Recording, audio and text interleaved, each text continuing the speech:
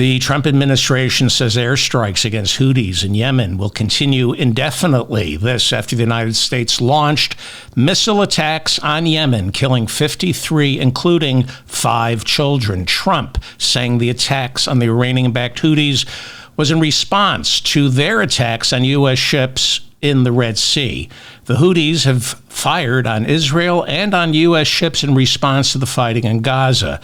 Houthi leader Abdul Malik al-Houthi warned that the U.S. missile attacks will only ramp up his attacks on the American Navy. The Pentagon saying late Sunday night that the United States shot down 11 Houthi drones that were targeting the U.S. aircraft carrier USS Harry S. Truman and its warships floating in the Red Sea.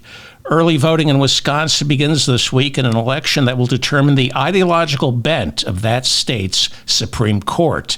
Since 2023, Democrats on the Wisconsin Supreme Court have held a slim 4-3 majority. But last year, Judge Ann Walsh Bradley, Democrat, said she would not seek re-election. The Wisconsin Supreme Court election to fill her seat scheduled for April 2nd, and as I said, early voting begins this week. With Democrats holding a 1-seat majority, Republicans are hoping to flip it. Elon Musk's Building America's Future spending close to $2 million on conservative candidate Brad Schimmel, who served as the Wisconsin Attorney General from 2015 through 2019. Monica Vensky from American Bridge 21st Century says of Brad Schimmel, quote, he is a loser, a bigot, and an anti-choice extremist, but most importantly, Brad Schimmel is a liar, unquote. Yeah, that sounds like someone Elon Musk would spend millions on. Schimmel calls himself firmly pro-life and said he supports a Wisconsin law dating back to 1849, making it a crime to perform an abortion with no exceptions for rape or incest. According to USA Today, when Schimmel was Wisconsin Attorney General, 9 out of 6,000 rape kits were tested. Just 9 out of 6,000 rape kits were tested. The rest of those rape kits sat in evidence rooms, allowing sexual predators in Wisconsin to roam free. According to American Bridge, when it comes to sexual assault, Schimmel has a long history of blaming the victims. Schimmel running against Susan Crawford, a Dane County Circuit Court judge endorsed by Emily's List and Barack Obama's Attorney General, Eric Holder. So far, $60 million has been spent on this race. Bernie Sanders, ranking member of the Senate Committee on Health, Education, Labor, and Pensions, releasing a new report that shows income inequality lethal for low-income Americans. According to data compiled by Senator Bernie Sanders' research team, working-class Americans now have a life expectancy 7 years shorter than that of the richest 1%. Bernie Sanders saying, quote, in America today, the bottom 50% of our population can expect to live 7 years shorter lives than the top 1%. Bernie going on to say, quote, even worse, Americans who live in working class rural counties can expect to die 10 years younger than people who live in wealthier neighborhoods across the country. Bernie Sanders attributing lower life expectancies to working class Americans being forced to live paycheck to paycheck, which he says contributes to anxiety, depression, cardiovascular disease, and other life-threatening illnesses. Bernie said life expectancy in the United States would be increased dramatically with Medicare for all and raising the minimum wage to $17 an hour. It currently sits at $7.25 an hour. Minimum wage has not been raised in this country since 2009. Bernie also calling for, among other things, guaranteed paid family and medical leave to increase our life expectancies. The French news agency AFP reporting that of the 2 million people working American farms, 42% are undocumented and living in abject fear of getting deported. Latin Times reporting that in California, 75% of all farm labor is undocumented. The ACLU and Amnesty International condemning ICE's arrest of Mahmoud Khalil, a Columbia grad student here in the United States on a student visa. He led campus protests last spring in support of Palestinian rights. Khalil, a legal resident married to a U.S. citizen who was 8 months pregnant. He is currently being held in an ICE detention facility in Louisiana, 1,500 miles away from his lawyers and family. Khalil is a Palestinian as well as a Syrian refugee who has committed no crime in this country, no crime that is, other than calling for an end to the bloodshed in Gaza, which apparently the Trump administration and Secretary of State Marco Rubio makes you a Hamas sympathizer subject to removal. A judge has temporarily blocked his deportation. The New York Times reporting the Trump administration violated a court order and deported a Lebanese doctor despite her having a valid visa, despite a judge ruling at the last minute she is allowed to remain in our country. They deported her anyway. Dr. Rasha Alawiya teaches medicine at Brown University and is a kidney specialist. They're hard to find, by the way. Kidney specialists, very hard to find. She was put on a flight to Paris heading for Lebanon by U.S. immigration officials despite a judge forbidding her removal. The New York Times reporting Dr. Alawiya returned to Boston last Thursday from a trip to Beirut.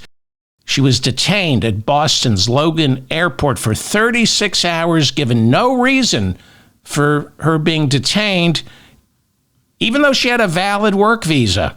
And then a judge intervened, informing immigration that she was in the country legally and must be released. Instead, according to the latest reports, the Trump administration ignored that judge's order, and the doctor was sent back to Lebanon via Paris. America now officially outsourcing ICE detention to El Salvador, despite another court order forbidding it. Over the weekend, the Trump administration shipped 300 immigrants to El Salvador, which, according to Secretary of State Marco Rubio, is charging the United States $6 million a year to house these migrants. ICE claiming the immigrants are gang members, but offering no proof.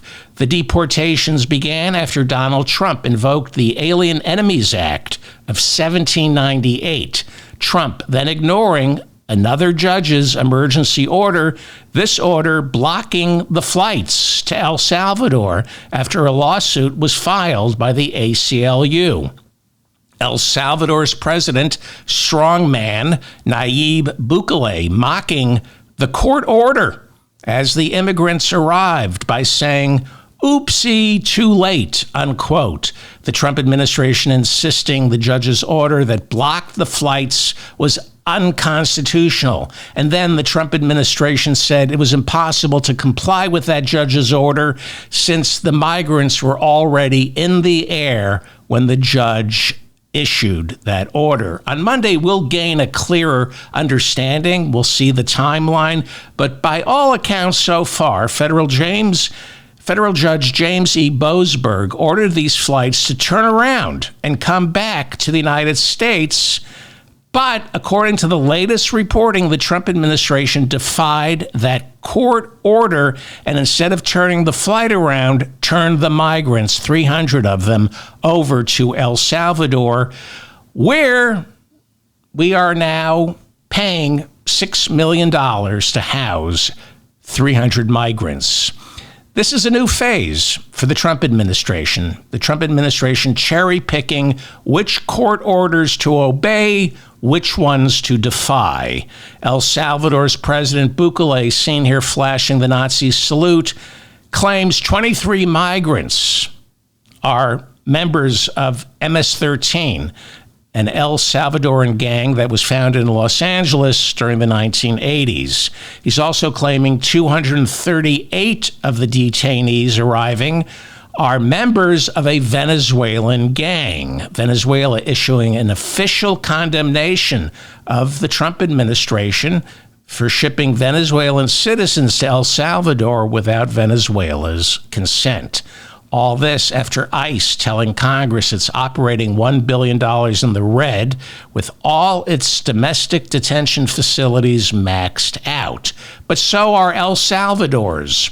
On previous episodes, we've talked about El Salvador's right-wing president, Nayib Bukele, declaring a national emergency in February of 2022.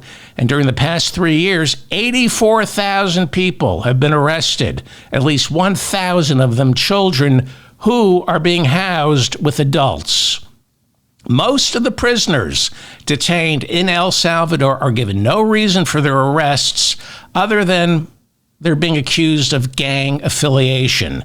No trials are held, and there is no intention to release any of them. Bukele has said these are life sentences. No habeas corpus, no trial. The president of El Salvador, Bukele, has said this is forever. They're here forever. 261 prisoners have reportedly died during the 3-year emergency crackdown.